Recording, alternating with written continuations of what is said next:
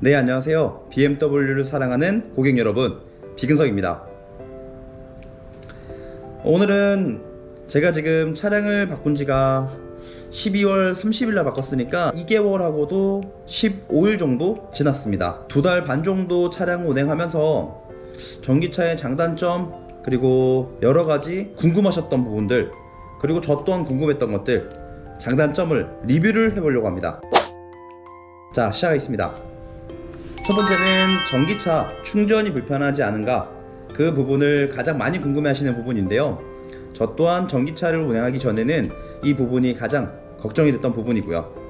네, 저를 예로 들자면 제가 지금 한 달에 약 한 1000km 정도 운행을 하는데, 주로 충전은 아파트에서 제가 저녁에 퇴근을 하면은 주차를 해놓고 아침에 빼는 형식으로 충전을 하고 있습니다.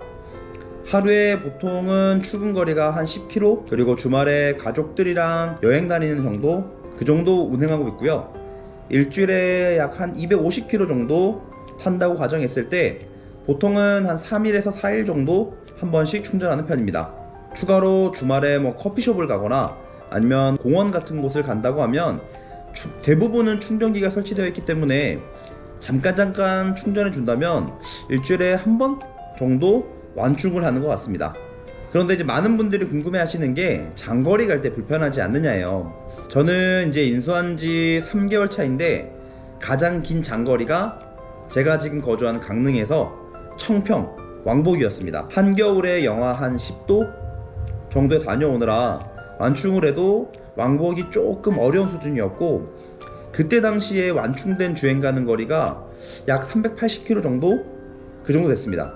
실제 주행은 370km 정도가 필요했는데, 그래서 다시 복귀하는 길에 횡성유게소에서 충전을 잠깐 했고, 금액은 27,000원 정도 발생했는데 슈퍼차지가 가능해서 약 15분 정도 충전하면 50%가량 충전이 된 것 같습니다. 저 같은 경우에는 200km 이상 되는 거리는 무조건 한 번은 휴게소를 들려서 커피를 마시던 식사를 하던 하기 때문에 전혀 불편한 점을 모르겠더라고요.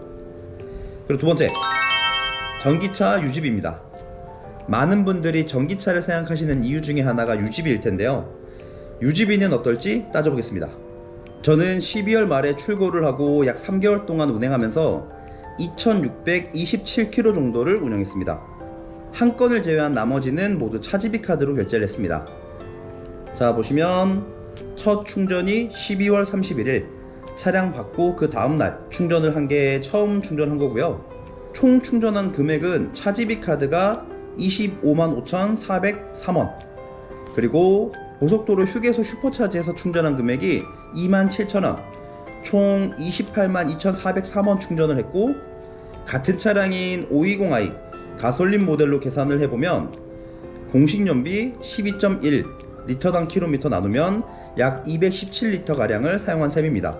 3월 14일자 휘발유 가격 1690원을 곱하면 약 366,730원 가량으로 전기차 대비 약 84,000원 정도 절약된 셈입니다. 물론 차량을 정차해 놓고 히터를 켜놓거나 하는 부분은 전기차가 더 유리하기 때문에 그 부분은 좀 참고해 주시면 좋고요. 참고로 저는 1년 무제한 카드가 차량 구입 때 프로모션으로 지급받아서 1년 동안은 차지비 카드로 결제하는 건 전부 무료입니다. 한 달에 약 3만원 가량을 절약이 되는 부분이고, 추가적으로 내연기관에 꼭 필요한 엔진 오일 교체 비용이 들어가지 않기 때문에 1년에 약 40만원 정도가 유리한 부분입니다. 그런데 사실상 전기차가 배터리가 들어가는 부분으로 차량 금액이 약 2,500만원 정도 올라가는데, 프로모션을 적용하더라도 한 1,300에서 1,400 정도는 차량 구입 금액이 높아서 이 차이를 메꾸기는 상당히 어려울 것으로 보입니다. 세 번째, 전기차 혜택입니다. 전기차는 친환경차로 분류가 돼서 여러가지 혜택이 있습니다. 첫 번째, 통행료 40%. 이거는 톨게이트죠. 톨게이트 통행료 40% 할인. 그리고 두 번째는 차량 가격에 따른 전기차 보조금을 받을 수가 있습니다. 각 지역마다도 다르고 차량마다 다르니까 차량 구매하시기 전에 보조금 혜택 꼭 확인해 보시고요. 세 번째, 공영 주차장은 할인을 받을 수가 있습니다. 그리고 네 번째, 취득세가 140만원 한도에서는 감면받을 수 있다. 그리고 다섯 번째, 자동차세가 연간 13만원씩 나오게 됩니다. 이 부분은 2000cc 기준으로 50만원가량 나오기 때문에 1년에 거의 40만원 가까운 금액을 절약할 수 있다 라고 보시면 좋습니다. 그리고 네 번째가 안전입니다. 많이들 궁금해하시고 저 또한 궁금했던 부분인데요. 첫 번째는 비 오는 날 충전은 어떻게 하냐. 저희 설명서에도 나와 있지만 충전하기 전에 이물질이나 아니면 물이 있는지 꼭 확인하라고 되어 있습니다. 그 부분 때문에 화재가 발생할 수 있다 라는 경고 문구도 같이 들어가 있고요. 그런데 대부분 요즘 충전기는 대부분 지붕이 있어요. 그런데 지붕이 없는 충전기다 하면 내가 케이블을 빼서 물이나 이물질이 있는지를 꼭 확인해 주셔야 되고요. 그리고 충전 케이블을 꼽는다고 무조건 바로 몇백 볼트의 DC가 바로 나오는 게 아닙니다. 이게 케이블 라인을 통해서 절연 저항 체크한 다음에 이상이 없을 때 그때서야 전압 전류를 내보내기 때문에 그 부분은 조금 걱정을 덜 하셔도 됩니다. 그리고 화재죠. 전기차 화재는 정말 많은 분들이 걱정하시는 부분입니다. 저 또한 마찬가지고요. 이 부분은 저로서는 엔지니어가 아니다 보니까 무조건 괜찮다 라고 말씀드리긴 조금 어려운 부분이에요. 하지만 제가 가장 중요하게 생각하는 거, 그게 바로 배터리입니다. 각 브랜드 전기차에는 다양한 배터리가 들어가지만 저희 BMW 같은 경우에는 현재 판매되는 차종으로는 iX1, iX2, iX3 이 세 가지는 CATL, 그리고 그 외 이 세 가지를 제외한 그 외 모든 차종은 삼성 SDI 배터리를 사용하고 있습니다. 물론 제가 타는 i5도 삼성 배터리를 사용하고 있고요. 그래서인지 아직까지 BMW는 다행히도 전기차 화재가 단 한 건도 없었다는 점 꼭 기억해 주십시오. 다섯 번째, 전기차 장단점. 우선 저는 10년 이상을 내연기관을 탔고 가솔린, 디젤, 하이브리드 전부 타보고 이제 처음 전기차에 입문을 했는데요. 바로 이전 차량이 디젤 차량이다 보니까 전기차를 처음 운행했을 때 그때 그 정수성에 대한 부분은 너무 크게 장점으로 와닿았습니다. 두 번째는 승차감이에요. 신호 대기 중인 정차 시에도 당연히 조용하고, 요즘 차량에서 하이브리드나 스탑앤고 옵션이 포함된 차량들 중에 가장 불편함을 느끼시는 부분이 정차 시에는 엔진이 꺼지기 때문에 전기차도 마찬가지로 너무 조용한데 다시 엔진이 걸리는 순간이 있어요. 브레이크에서 발을 뗀다거나 하면 시동이 부릉 하고 걸려야 되는데 그 부분이 많은 분들이 이질감을 좀 느끼세요.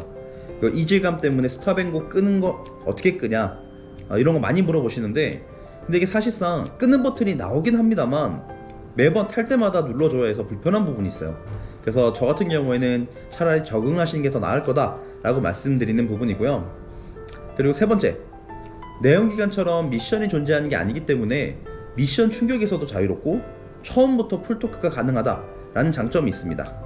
저희 BMW 같은 경우에는 이런 부분 때문에 M5 아니면 XM 이런 슈퍼카들이 대부분 다 플러그인 하이브리드로 나오고 있습니다. 이제는 단점인데요.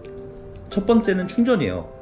저 같은 경우에는 장거리가 많지 않다 보니까 크게 불편한 점을 못 느끼긴 하는데, 장거리 주행이 많으신 분들, 그리고 장거리 주행을 빠르게 갔다 오셔야 하는 분들, 그런 분들한테는 조금은 불편할 수 있는 부분일 것 같아요. 두 번째는 멀미예요. 이거는 승차감이랑 조금 연동되는 부분이긴 한데, 내연기관은 회생제동이 없지만 전기차는 주행거리를 조금 늘리기 위해서 회생제동을 사용하는 경우가 많아요. 이 회생제동이 엔진 브레이크 걸리는 느낌이라 처음 운행하시거나, 특히 요즘 택시 중에 전기차가 많잖아요. 택시 타시면 멀미 느끼시는 분들이 상당히 많으시더라고요. 그런데 이제 보통 차량 설정에서 회생제동을 조절하는 옵션도 존재하니까 큰 문제는 아니실 겁니다.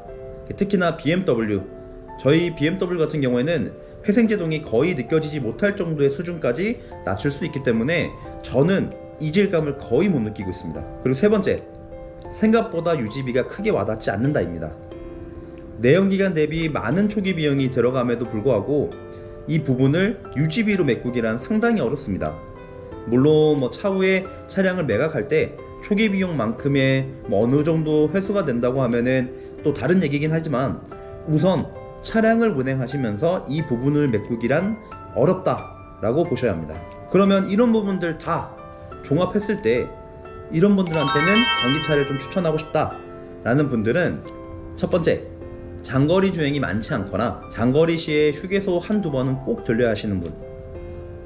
그리고 두 번째, 전기차 충전기 설치가 가능한 주택이거나 전기차 충전기가 이미 설치되어 있는 아파트에 거주하시는 분, 그리고 세 번째, 조용한 아주 정숙한 차량을 원하시는 분, 네 번째, 출력과 토크가 좋아서 고성능 차량을 원하시는 분, 그리고 다섯 번째, 주유소 가는 게 귀찮으신 분, 여섯 번째, 여가 생활을 다채롭게 즐기시는 분.